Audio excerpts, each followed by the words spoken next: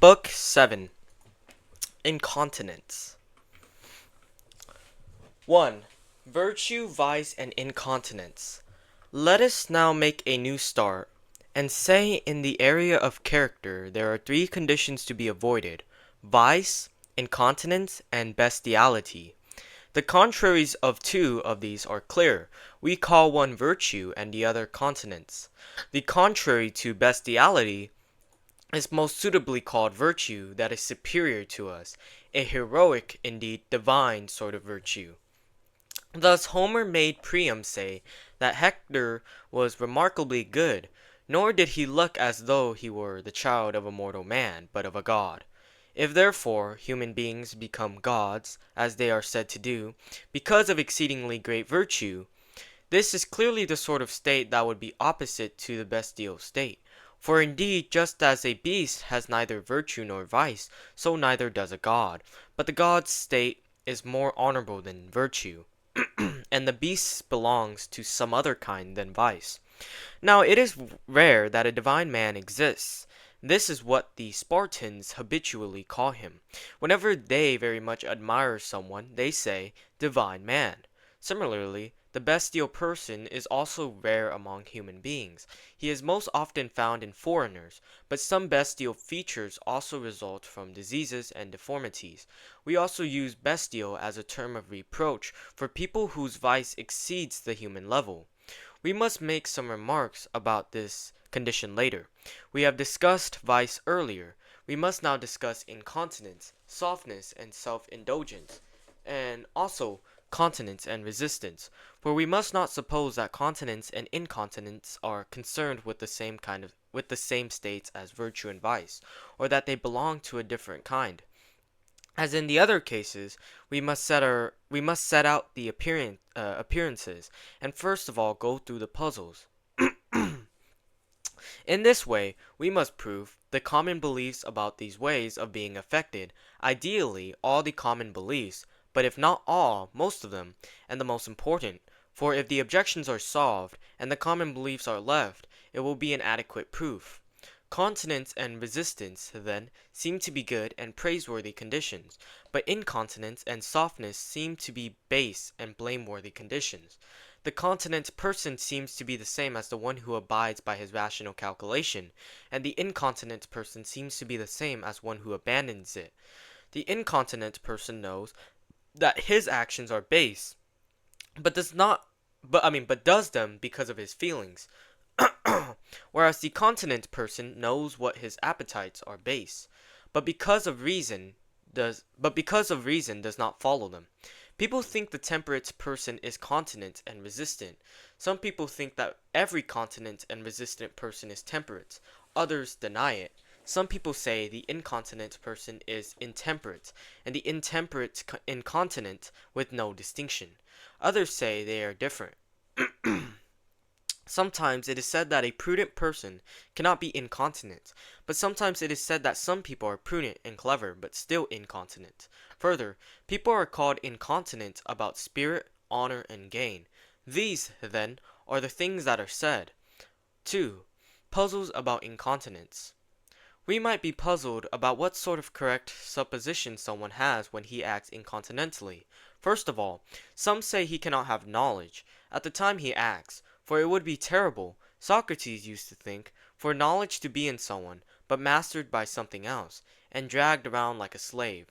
For Socrates used to oppose the account of incontinence altogether, in the belief that there is no incontinence. For no one, in Socrates' view, supposes while he acts that his action conflicts with what is best. On the contrary, our action conflicts with what is best only because we are ignorant of the conflict. This argument, then, contradicts things that appear manifestly, and we ought to ask if ignorance causes this way of being affected, what type of ignorance it proves out to be.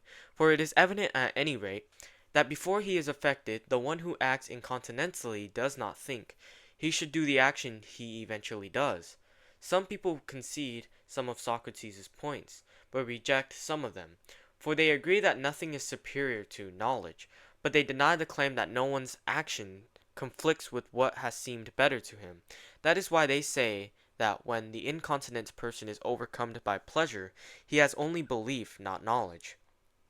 If, however, he has belief, not knowledge, and the supposition that resists is not strong, but only a weak one, such as people have when they are in doubt, we will pardon failure to abide by these beliefs against strong appetites. In fact, however, we do not pardon vice, or any other blameworthy condition, including incontinence.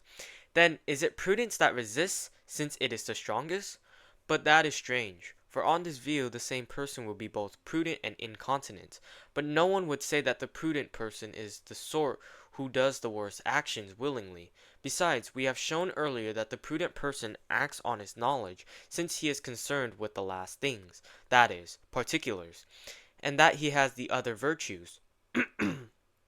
Further, if the continent person must have strong and base appetites, the temperate person will not be continent, nor the continent person temperate. For the temperate person is not the sort who has either excessive or base appetites, but the continent person must have both. For if his appetites are good, the state that prevents him from following them must be base, so that not all continence is excellent. If, however, the appetites are weak and not base, continence is nothing impressive, and if they are base and weak, it is nothing great. Further, if continence makes someone prone to abide by every belief, it is bad. For instance, it makes him abide by a false as well as a true belief. And if incontinence makes someone prone to abandon every belief, there will be an excellent type of incontinence. Take, for instance, Neoptolemus in Sophocles' Philoctetes. Philoctetes, my bad. For he is praiseworthy for his failure to abide by his promise to tell the lies that Odysseus had persuaded him to tell. He breaks his promise because he feels pain at lying. Further, the sophistical argument is a puzzle, for the sophists wish to refute an opponent by showing that his views have paradoxical results, so that they will be clever in encounters. Hence, the inference that results is a puzzle, for thought is tied up whenever it does not want to stand still, because the conclusion is displeasing, but it cannot advance, because it cannot solve the argument. A certain argument, then, concludes that foolishness combined with incontinence is virtue, for incontinence makes someone act contrary to what he supposes is right. But since he supposes that good things are bad, and that it is wrong to do them, he will do the good actions, not the bad. Further, if someone who acts in pursuit of pleasant things because this is what he is persuaded and decides to do, he seems to be better than someone who acts not because of rational calculation, but because of incontinence. For the first person is the easier to cure, because he might be persuaded to act otherwise, but the incontinent person illustrates the proverb, "If water chokes us, how are we to wash it down?" For if he had been persuaded to do the action he does, he would have stopped when he was persuaded to act otherwise. But in fact, though already persuaded to act otherwise, he still acts wrongly. Further, is there incontinence and continence about everything? If so, who is simply incontinent? For no one has all the types of incontinence, but we say that some people are simply incontinent. These, then, are the sorts of puzzles that arise. We must undermine some of these claims and leave others intact, for the solution of the puzzle is the discovery of what we are seeking. 3. Incontinence and ignorance. First, then, we must examine whether the incontinent has knowledge or not, and in what way he has it. Second, what should we take to be the range of incontinence and continence, every pleasure and pain, or some definite subclass? Are the continent and the resistant person the same or different? Similarly, we must deal with the other questions that are relevant to this study. We begin by examining whether continence and incontinence differ from other things by their range or by their attitudes. In other words, is the incontinent person incontinent because of a specific range of actions, or because of a specific attitude, or because of both? Next, is there incontinence and continence about everything or not? For the simply incontinent person is not incontinent about everything, but he has the same range as the intemperate person, nor is he incontinent simply by being related to these pleasures, for that would make incontinence the same as intemperance. No, He is incontinent by being related to them in this way, for the intemperate person acts on decision when he is led on, since he thinks it is right in every case to pursue the pleasant thing at hand. The incontinent person, however, thinks it is wrong to pursue this pleasant thing, yet still pursues it. Now, on the question whether the incontinent person's action conflicts with true belief, not with knowledge, whether it is knowledge or belief, does not matter for this argument, for some who have belief are in no doubt, but think they have exact knowledge. If, then, it is the weakness of their conviction that makes people with belief, not people with knowledge, act in conflict with their supposition, it follows that knowledge will, for these purposes, be no different from belief. For, as Heraclitus makes clear, some people's convictions about what they believe are no weaker than other people's convictions about what they know. But we speak of knowing in two ways. We ascribe it to both to someone who has it without using it, and to someone who is using it. Hence, it will matter whether someone has the knowledge that his action is wrong, without attending to his knowledge, or he both has it and attends to it. For the second case seems extraordinary, but wrong action when he does not attend to his knowledge does not seem extraordinary. Further, since there are two types of premises, someone's action may well conflict with his knowledge, if he has both types of premises, but uses only the universal premise and not the particular premise. For it is particulars that are achievable in action. There are also different types of universal, one type referring to the agent himself, and the other referring to the object. Perhaps, for instance, someone knows that dry things benefit every human being, and that he himself is a human being, or that this sort of thing is dry, but he either does not have or does not activate the knowledge that this particular thing is of this sort. These ways of knowing and not knowing, then, make such a remarkable difference that it seems not at all strange if someone acting against his knowledge has the one sort of knowledge, but outstanding if he has the other sort. Further, human beings may have knowledge in a way different from those we have described, for we see that having without using includes different types of having. Hence, some people, such as those who are asleep or mad or drunk, both have knowledge in a way and do not have it. Moreover, this is the condition of those affected by strong feelings, for spirited reactions, sexual appetites, and some conditions of this sort clearly both disturb knowledge and disturb the body as well, and even produce fits of madness in some people. Clearly, then, since incontinents are also affected by strong feelings, we should say that they have knowledge in a way similar to these people. Now, saying the words that come from knowledge is no sign of fully having it, for some who are affected in these ways even go through demonstrations and recite verses of Empedocles, and those who have just learnt something do not yet know it, though they string the words together, for it must grow into them, and this takes time. We must suppose, therefore, that those who are acting incontinently also say the words in the way that actors do. Further, we may also look at the cause in the following way, referring to human nature.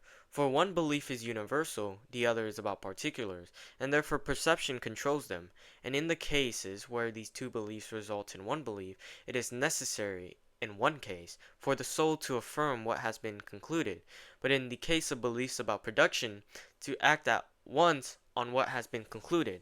If, for instance, everything sweet must be tasted, and this, some one particular thing, is sweet, it is necessary for someone who is able and unhindered also to act on this at the same time. Suppose, then, that someone has the universal belief hindering him from tasting. He has the second belief that everything sweet is pleasant and this is sweet, and this belief is active. But it turns out that appetite is present in him. The belief, then, that is formed from the previous two beliefs tell him to avoid this, but appetite leads him on, for each of the parts of the soul is capable of initiating motion. The result, then, is that in a way reason and belief make him act incontinently. The second belief is contrary to correct reason, but only coincidentally, not in its own right. For the appetite, not the belief, is contrary in its own right to correct reason. That is also why beasts are not incontinent, because they have no universal supposition, but only appearance and memory of particulars. How is the ignorance resolved, so that the incontinent person recovers his knowledge? The same account that applies to someone drunk or asleep applies here too, and is not special to this way of being affected. We must hear it from the naturalists. Since the last premise is a belief about something, perceptible, and controls action, this is what the incontinent person does not have when he is being affected, or rather the way he has it is not knowledge of it, but, as we saw, saying the words, as the drunk says the words of Empedocles.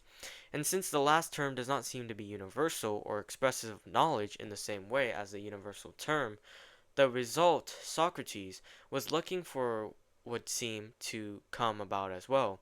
For the knowledge that is present when someone is affected by incontinence is not the sort that seems to be fully knowledge. Nor is this dragged about because he is affected, but only perpetual knowledge is present. So much, then, for knowing and not knowing, and for how it is possible to know and still to act incontinently. 4. Simple incontinence. Next, we must say whether anyone is simply incontinent or all incontinents are incontinent in some particular way. And if someone is simply incontinent, we must say what sorts of things he is incontinent about. First of all, both continence and resistance and incontinence and softness are evidently about pleasures and pains. Some sources of pleasure are necessary, others are choice-worthy in their own right, but can be taken to excess. The necessary ones are the bodily conditions, that is, those that concern food, sexual intercourse, and the sorts of bodily conditions that we took temperance and intemperance to be about. Other sources of pleasure are not necessary, but are choice-worthy in themselves, such as victory, honor, wealth, and similar good and pleasant things. When people go to excess, against the correct reason in them, in the pursuit of these sources of pleasure, we do not call them simply incontinent, but add the qualification that they are incontinent about wealth, gain, honor, or spirit, and not simply incontinent, for we assume that they are different and called incontinent because of a mere similarity, just as the Olympic victor named human was different, since for him the common account of human being was only a little different from his special one, but it was different nonetheless. A sign in favor of what we say is the fact that incontinence is blamed not only as an error, but as a vice, either unqualified or partial, while none of these conditions is blamed as a vice. Now, consider the people concerned with the bodily gratifications, those that we take temperance and intemperance to be about. Some of these people go to excess in pursuing these pleasant things and avoiding painful things, hunger, thirst, heat, cold, and all the objects of touch and taste, not, however, because they have decided on it, but against their action and thought. These are the people called simply incontinent, not with the added condition that they are incontinent about, for instance, anger. A sign of this is the fact that people are also called soft about these bodily pleasures, but not about any of the non-necessary ones. This is also why we include the incontinent and the intemperate person, and the continent and the temperate person in the same class, but do not include any of those who are incontinent in some particular way.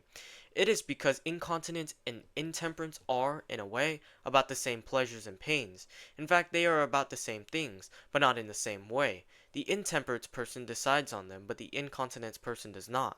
That is why if someone has no appetites or slight ones for excesses, but still pursues them and avoids moderate pains, we will take him to be more intemperate than the person who does it because he has intense appetites. For think of the lengths he would go to if he also acquired vigorous appetites and felt severe pains at the lack of necessities. Some pleasant things are naturally choice-worthy, some naturally the contrary, some in between, as we divided them earlier. Hence, some appetites and pleasures are for fine and excellent kinds of things, such as wealth, profit, victory, and honor. About all these and about the things in between people are blamed, not for feeling an appetite and love for them, but for doing so in a particular way, namely to excess.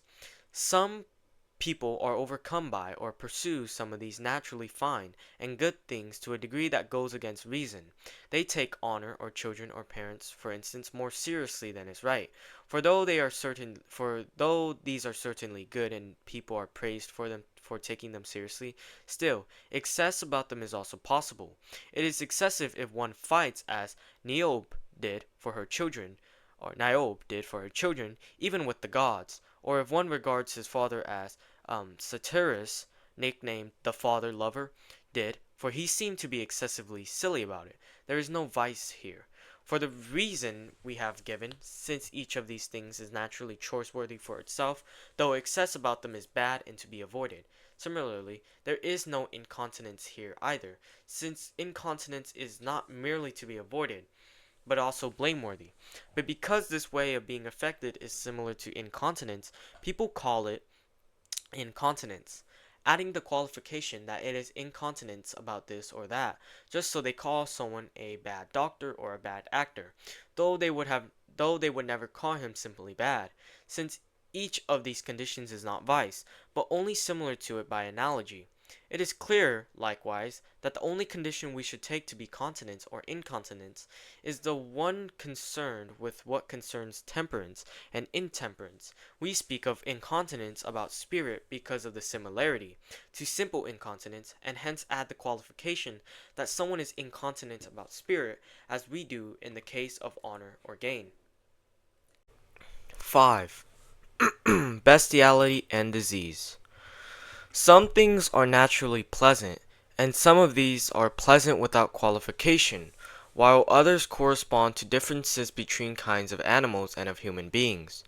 Other things are not naturally pleasant, but deformities or habits or base natures make them pleasant, and we can see states that are about each of these that are similar to states that are about naturally pleasant things.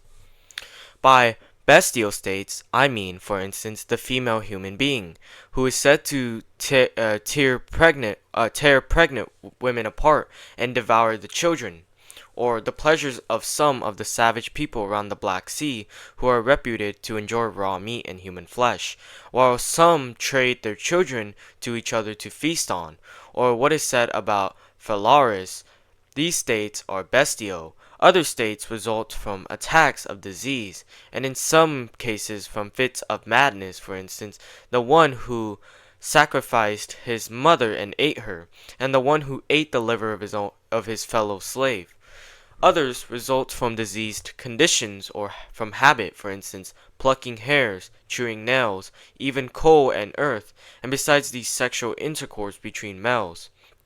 For in some people, these result from a diseased nature, in others from habit, as, for instance, in those who have suffered wanton sexual assault since their childhood.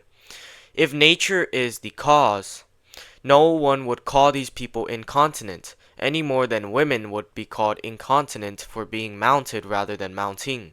The same applies to those who are in a diseased state because of habit. Each of these states, then, is outside the limits of vice, just as bestiality is. If someone who has them overcomes them or is overcome by them, that is not simple continence or incontinence, but the type so called from similarity, just as someone who is overcome by spirit should be called incontinent in relation to his feeling, but not simply incontinent, for among all the excesses of foolishness, cowardice, intemperance, and irritability, some are bestial, some diseased. If, for instance, someone's natural character makes him afraid of everything, even the noise of a mouse, he is a coward with a bestial sort of cowardice. Another person was afraid of a weasel because of an attack of disease.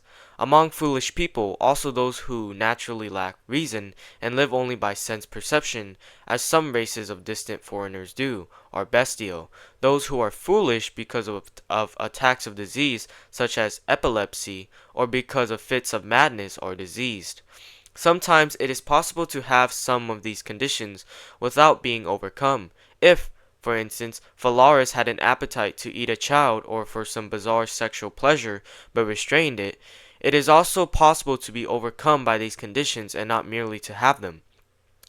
One sort of vice is human, and this is called simple vice. Another sort is called vice with an added condition, and is said to be bestial or diseased vice, but not simple vice. Similarly, then, it is also clear that one sort of incontinence is bestial, another diseased, but only the incontinence corresponding to human intemperance is simple incontinence. It is clear, then, that incontinence and continence apply only within the range of intemperance and temperance, and that for other things there is another form of incontinence, so called by transference of the name, and not simply. 6. Incontinence and related conditions. Moreover, let us observe that incontinence about spirit is less shameful than incontinence about appetites, for spirit would seem to hear or reason a bit, but to mishear it. It is like over hasty servants who run out before they have heard all their instructions, and then carry them out wrongly, or dogs who bark at any noise at all, before looking to see if it is a friend. In the same way, since spirit is naturally hot and hasty, it hears, but does not hear the instruction, and rushes off to exact a penalty.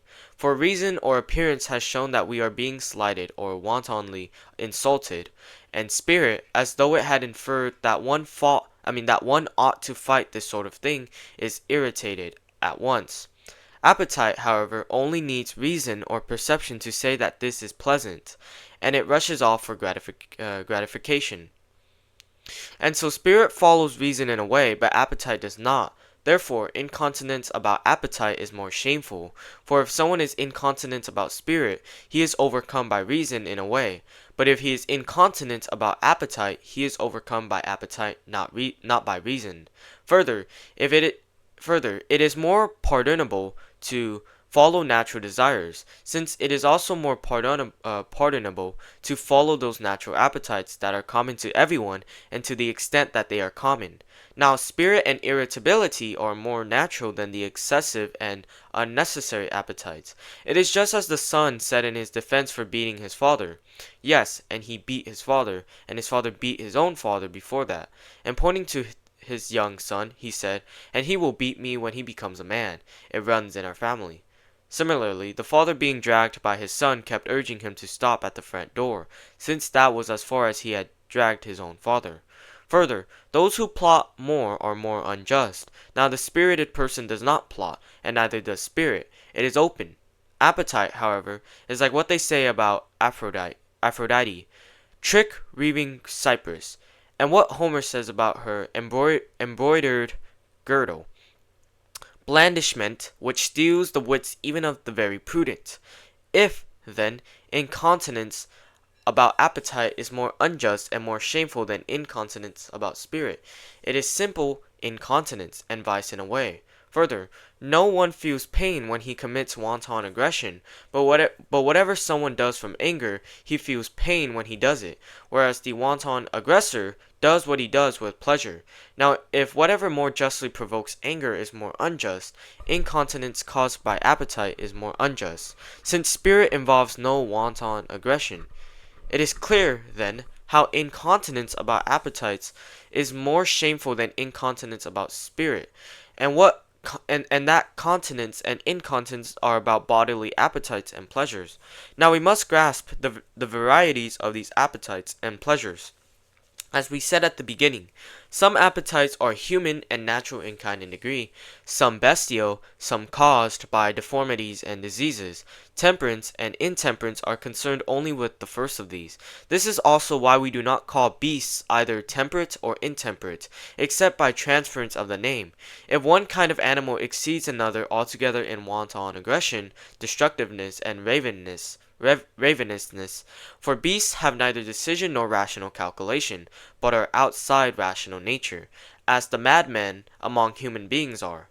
Bestiality is less grave than vice, but more frightening, for the best part is not corrupted, as it is in a human being, but absent altogether. Hence a comparison between the two is like a comparison between an inanimate and an animate being, to see which is worse. For in each case the badness of something that lacks an internal principle of its badness is less destructive than the badness of something that has such an internal principle, and and understanding is such an internal principle. It is similar, then, to a comparison between the injustice of a beast and an unjust human being, for in a way each of these is worse, since a bad human being can do innumerably more bad things than a beast. 7. Incontinence, intemperance, and softness. Let us now consider the pleasures and pains arising through touch and taste, the appetites for these pleasures, and the aversions from these pains. Earlier, we defined temperance and intemperance as being about these. Now, it is possible for someone to be in the state in which he is overcome, even by pleasure and pains, which most people overcome, and it is possible to overcome even those that overcome most people. The person who is prone to be overcome by pleasures is incontinent. The one who overcomes is continent. The one overcome by pains is soft, and the one who overcomes them is resistant. The state of most people is in between, though indeed they may lean more towards the worst states. Now some pleasures are necessary and some are not. The necessary ones are necessary to a certain extent, but their excesses and deficiencies are not. The same is true for appetites and pains. One person pursues excesses of pleasant things because they are excesses and because he decides on it, for themselves and not for some further result. He is intemperate, for he is bound to have no regrets, and hence he is incurable, since someone without regrets is incurable. The one who is deficient is his opposite, while the intermediate one is temperate. The same is true of the one who avoids bodily pains, not because he is overcome, but because he decides on it. One of those who do not act on what they decide is led on because of pleasure. The other is led on because he is avoiding the pain that comes from appetite. Hence these two differ from each other. Now, it would seem to everyone that someone who does a shameful action from no appetite or a weak one is worse than if he does it from an intense appetite. And, similarly, that if he strikes another not from anger, he is worse than if he strikes from anger. For, if he can do such evil when he is unaffected by feeling, what would he have done if he had been strongly affected? That is why the intemperate person is worse than the incontinent. One of the states mentioned, that is, the decision to avoid pain, is more a species of softness, but the other person is intemperate. The continent person is opposite to the incontinent, and the resistant to the soft. For resistance consists in holding out, and continence in overcoming. But holding out is different from overcoming, just as not being defeated differs from winning. That is why continence is also more choice-worthy than resistance. Someone who is deficient in withstanding what most people withstand and are capable of withstanding is soft and self-indulgent. For self-indulgence is a kind of softness. This person trails his cloak to avoid the labor and pain of lifting it, and imitates an invalid, though he does not think he is miserable. He is merely similar to a miserable person. And the same is true of continence and incontinence, for it is not surprising if someone is overcome by strong and excessive pleasures or pains. Indeed, this is pardonable, provided he struggles against them, like Theodectes, Philoctetes, bitten by the snake, or Carcinus, Cercion, in the Alope, and like those who are trying to restrain their laughter, and burst out laughing all at once, as happened to Xenophantus. But it is surprising if someone is overcome by what most people can resist, and is capable of withstanding it, not because of his hereditary nature, or because of disease, as, for instance, the Scythian king's softness is hereditary, and as the female is distinguished by softness from the male, the lover of amusements also seems to be intemperate. But in fact he is soft, for amusement is a relaxation, since it is a release, and the lover of amusement is one of those who go to excess here. One type of incontinence is impetuosity, while another is weakness. For the weak person deliberates, but then his feeling makes him abandon what he reached by deliberation. But the impetuous person is led on by his feelings because he has not deliberated. For some people are like those who do not get tickled themselves if they tickle someone else first. If they see and notice something in advance and rouse themselves and their rational calculation, they are not overcome by feelings, no matter whether something is pleasant or painful. Quick-tempered and volatile people are most prone to be impetuous incontinence, for in quick-tempered people the appetite is so fast, and in volatile people so intense, that they do not wait for reason because they tend to follow appearance. 8. Why intemperance is worse than incontinence. The intemperate person, as we said, is not prone to regret, since he abides by his decision. But every incontinent is prone to regret. That is why the truth is not what we said in raising the puzzles, but in fact the intemperate person is incurable and the incontinent curable. For vice resembles diseases such as dropsy or consumption, but incontinence is more like epilepsy. For vice is a continuous bad condition, but incontinence is not. For the incontinent is similar to those who get drunk quickly from a little wine and from less than it takes for most people. And in general, incontinence and vice are of different kinds. For the vicious person does not recognize that he is vicious, but the incontinent person recognizes that he is incontinent. Among the incontinent people themselves, those who abandon themselves are better than those who have reason, but do not abide by it. For the second type are overcome by a less strong feeling, and do not act without having deliberated, as the first type do. For the incontinent most people, evidently then, incontinence is not a vice, though presumably it is one in a way, for incontinence is against one's decision, but vice accords with decision. Still, incontinence is similar to vice in its actions, as Demodocus says against the Milesians. The Milesians are not stupid, but they do what stupid people would do. In the same way, incontinents are not unjust, but will do injustice. Moreover, the incontinent person is the sort to pursue excessive bodily pleasures against correct reason, but not because he is persuaded it is best.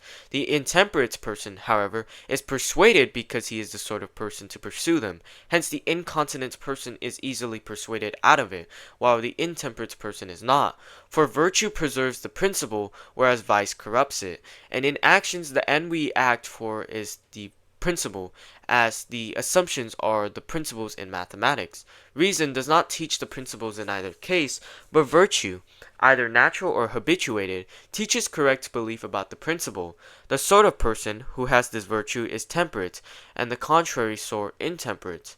But there is also someone who, because of his feelings, abandons himself against correct reason. They overcome him far enough so that his actions do not accord with correct reason, but not so far as to make him the sort of person to be persuaded that it is right to pursue such pleasures without restraint. This, then, is the incontinent person. He is better than the intemperate person, and is not bad without qualification, since the best thing, the principle, is preserved in him.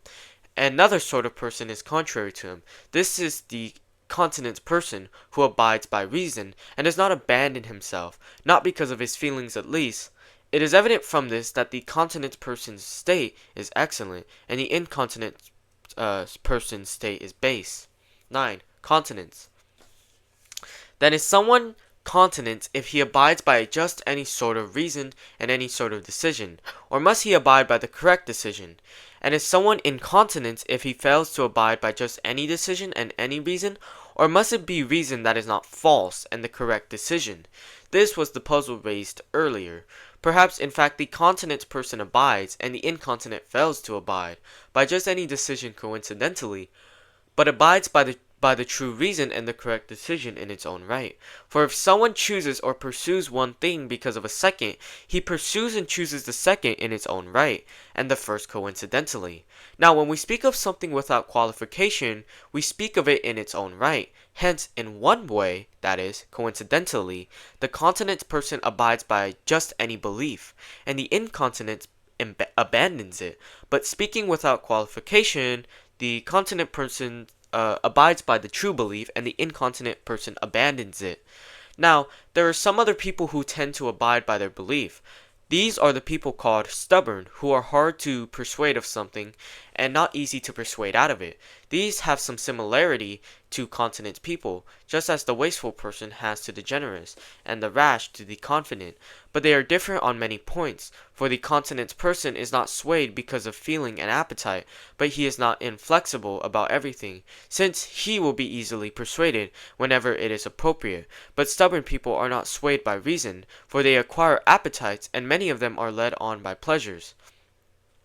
The stubborn include the opinionated, the ignorant, and the boorish. The opinionated are as they are because of pleasure and pain, for they find enjoyment in winning the argument, if they are not persuaded to change their views, and they feel pain if their opinions are voided like decrees.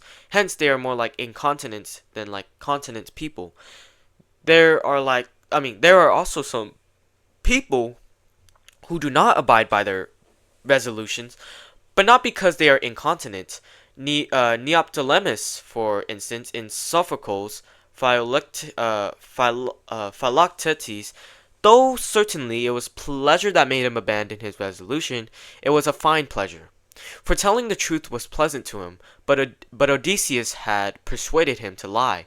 He is not incontinent, for not everyone who does something because of pleasure is either intemperate or base or incontinent, but only someone who does it because of a shameful pleasure. There is also the sort of person who enjoys bodily things less than is right, and does not abide by reason. Hence the continent person is intermediate between this person and the incontinent. For the incontinent fails to abide by reason because of too much enjoyment, and the other person fails because of too little, but the continent person abides and is not swayed because of too much or too little. If continence is excellent, then both of these contrary states must be base, as indeed they appear. However, the other state is evident in only a few people on few occasions, and hence continence seems to be contrary only to incontinence, just as temperance seems to be contrary only to intemperance. Now, many things are called by some name because of similarity to genuine cases. This has happened also to the continence of the intemperate person because of similarity. For the continent and the temperate person are both the sort to do nothing against reason because of bodily pleasures, but the continent person has base appetites, whereas the temperate person lacks them. The temperate person is the sort to find nothing pleasant against reason, but the continent is the sort to find such things pleasant, but not to be led by them. The incontinent and the intemperate person are similar too, though they are different. They both pursue bodily sources of pleasure, but the intemperate person pursues them because he also thinks it is right, while the incontinent person does not think so. 10. Answers to further questions about incontinence. Nor can the same person be at once prudent and incontinent, for we have shown that a prudent person must also at the same time be excellent in character, and the incontinent person is not. However, a clever person may well be incontinent. Indeed, the reason people sometimes seem to be prudent but incontinent is that they really are only clever, and cleverness differs from prudence in the way we described in our first discussion. Though they are closely related in definition, they differ insofar as prudence requires the correct decision. Moreover, someone is not prudent simply by knowing, he must also act on his knowledge, but the incontinent person does not. However, decision. He is not in the condition of someone who knows and is attending, but in the condition of one asleep or drunk. He acts willingly, for in a way he acts in knowledge, both of what he is doing and of the end he is doing it for.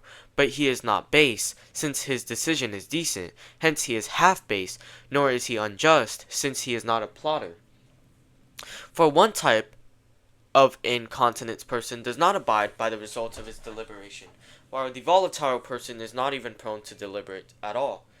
In fact, the incontinent person is like a city that votes for all the right decrees and has excellent laws, but does not apply them, as in Anaxandride's taunt, the city voted, that cares nothing for laws. The base person, by contrast, is like a city that applies its laws, but applies bad ones. Incontinence and continence are about what exceeds the state of most people. The continent person abides by reason more than most people are capable of doing.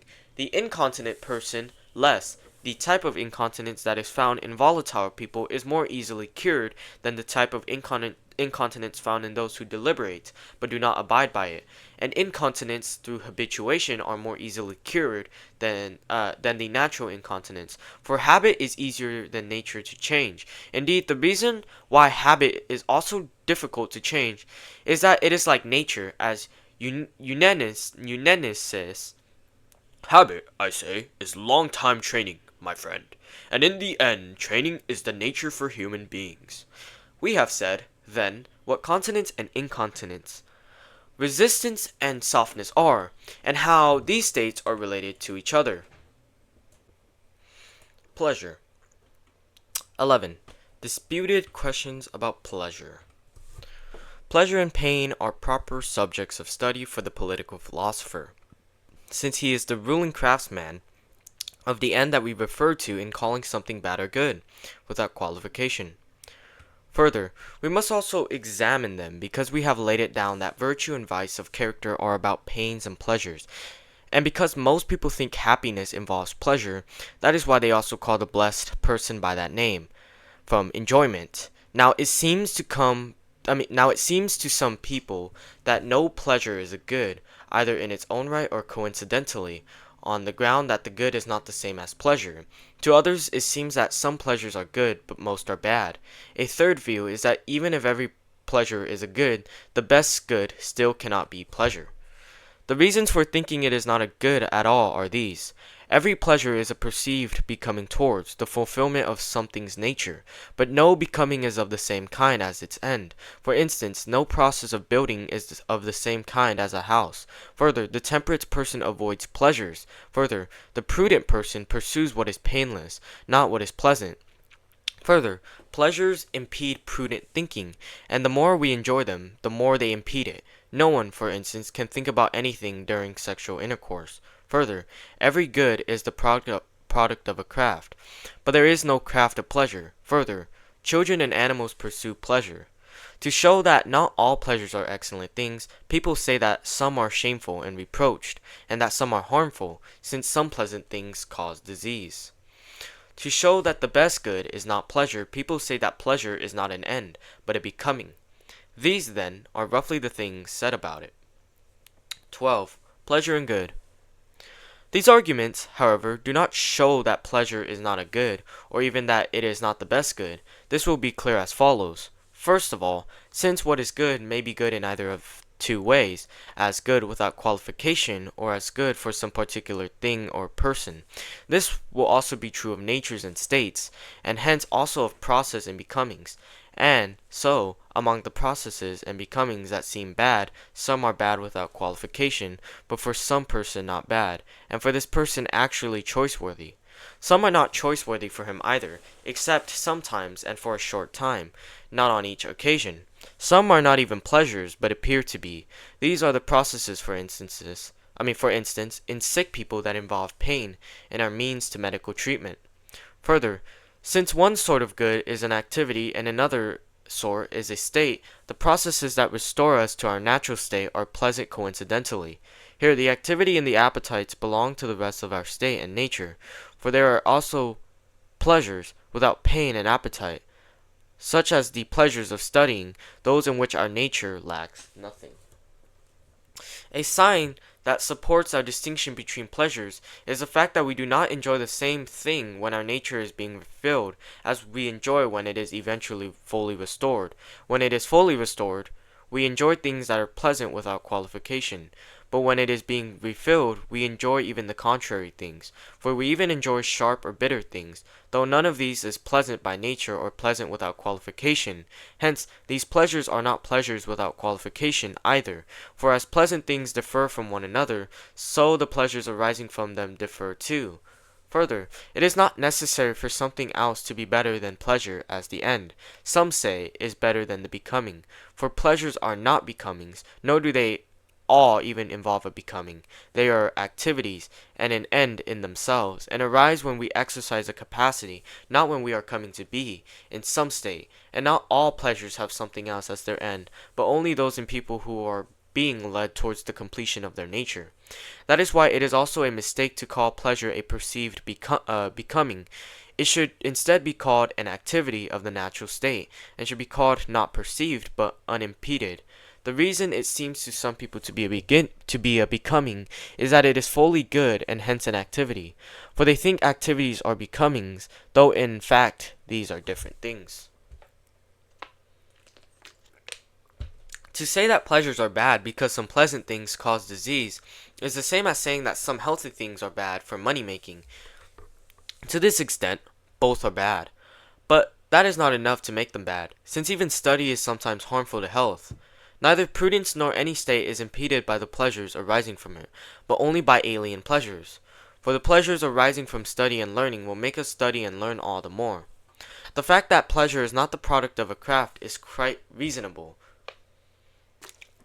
For a craft does not belong to any other activity either, but to a capacity, and yet the crafts of perfumery and cooking do seem to be crafts of pleasure.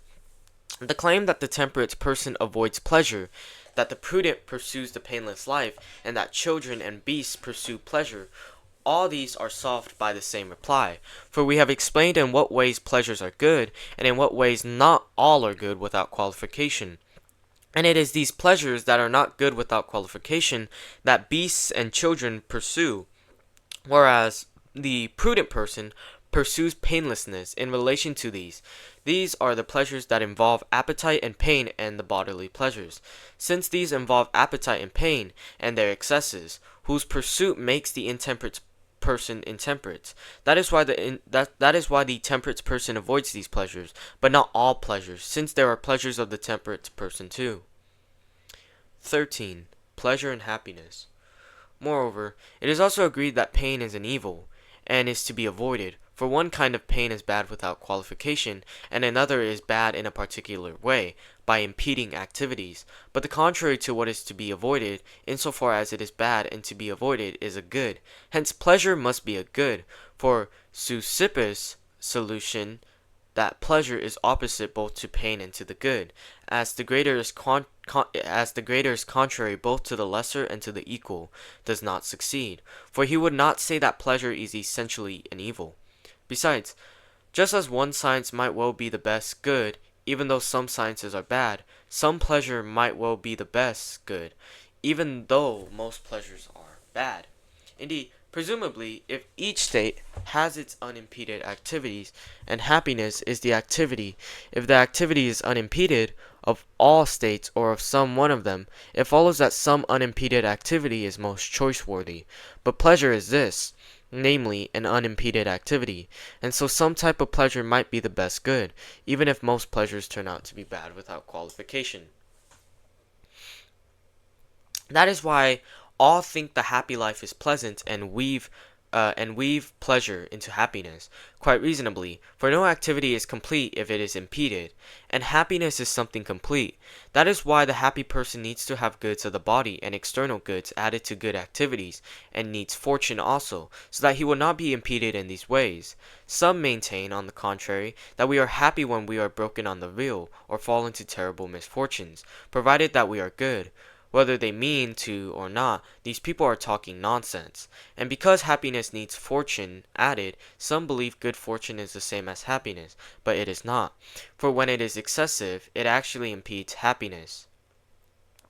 And then, presumably, it is no longer rightly called good fortune, since the limit up to which it is good is defined in relation to happiness. The fact that all, both beasts and human beings, pursue pleasure is some sign of its being in some way the best good. No rumor is altogether lost which many people spread, but since the best nature and state neither is nor seems to be the same for all, they also do not all pursue the same pleasure, even though they all pursue pleasure. Presumably, in fact, they do pursue the same pleasure, and not the one they think or would say they pursue, for all things by nature have something divine in them. However, the bodily pleasures have taken over the name, because most people often aim at them, and all share in them. And so, since these are the only pleasures they know, people suppose that they are the only pleasures. It is also apparent that if pleasure is not a good, and in activity, it will not be true that the happy person lives pleasantly, for what will he need pleasure for if it is not a good? Indeed, it will even be possible for him to live painfully, for pain is neither an evil nor a good if pleasure is not. And why then would he avoid it? Nor indeed will the life of the excellent person be pleasanter if his activities are not also pleasanter. 14. Bodily pleasures. Those who maintain that some pleasures, such as the fine ones, are highly choice-worthy, but the bodily pleasures that concern the intemperate person are not, should examine bodily pleasures. If what they say is true, why are the pains contrary to these pleasures deplorable? For what is contrary to an evil is a good. Then are the necessary bodily pleasures good only in the way that what is not bad is good, or are they good up to a point? Surely they are good up to a point, for though some states and processes allow no excess of the better, and hence no excess of pleasure in them either, others do allow excess of the better, and hence also allow excess of pleasure in them. Now the bodily goods allow excess. The base person is base because he pursues the excess, but not because he pursues the necessary pleasures, for all enjoy delicacies and wines and sexual relations in some way, though not all in the right way. The contrary is true of pain, for the base person avoids pain in general, not only in excess of it, for not all pain is contrary to excess of pleasure, except to someone who pursues the excess of pleasure. We must, however, not only state the true view, but also explain the false view, for an explanation of that promotes confidence. For when we have an apparently reasonable explanation of why a false view appears true, that makes us more confident of the true view. Hence we should say why bodily pleasures appear more choice-worthy. First, then, it is because bodily pleasures pushes out pain. Excesses of pain make people seek a cure in the pursuit of excessive pleasure, and of bodily pleasure in general. And these pleasures that are cures for pains become intense. That is why they are pursued, because they appear next to their contraries. Indeed, these are the two reasons why pleasure seems to be no excellent thing, as we have said. First, some pleasures are the actions of a base nature, either base from birth, as in a beast, or base because of habit, such as the actions of base human beings. Secondly, others are cures of something deficient, and it is better to be in a good state than to be coming into it. In fact, these pleasures coincide with our restoration to complete health, and so are excellent coincidentally. Further, bodily pleasures are pursued because they are intense, by people who are incapable of enjoying other pleasures. Certainly, these people induce some kinds of thirst in themselves. What they do is not a matter for reproach, whenever the pleasures are harmless, but it is base whenever they are harmful. These people do this because they enjoy nothing else, and many people's natural constitution makes the neutral condition painful to them. For an animal is always suffering, as the natural scientists also testify, since they maintain that seeing and hearing are painful. However, we are used to seeing and hearing by now, so they say, and so feel no intense pain.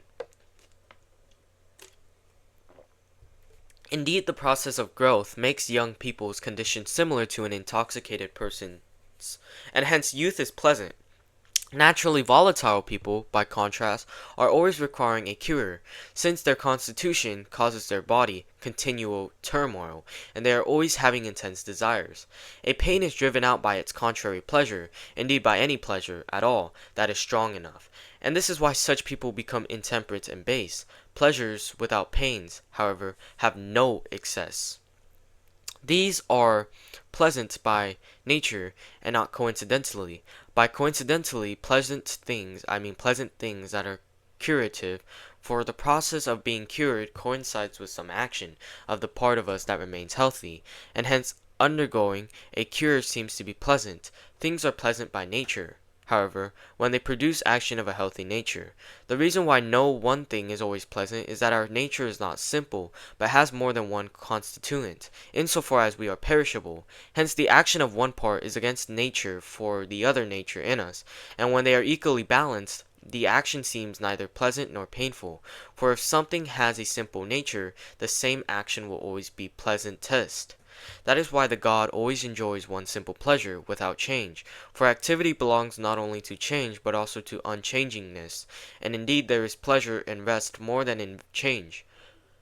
Variation in everything is sweet, as the poet says, because of some inferiority, for just as it is the inferior human being who is prone to variation, so also the nature that needs variation is inferior, since it is not simple or decent. So much, then, for continence and incontinence, and for pleasure and pain, what each of them is, and in what ways some aspects of them are good, and others bad. It remains for us to discuss friendship as well. That is the end of Book 7.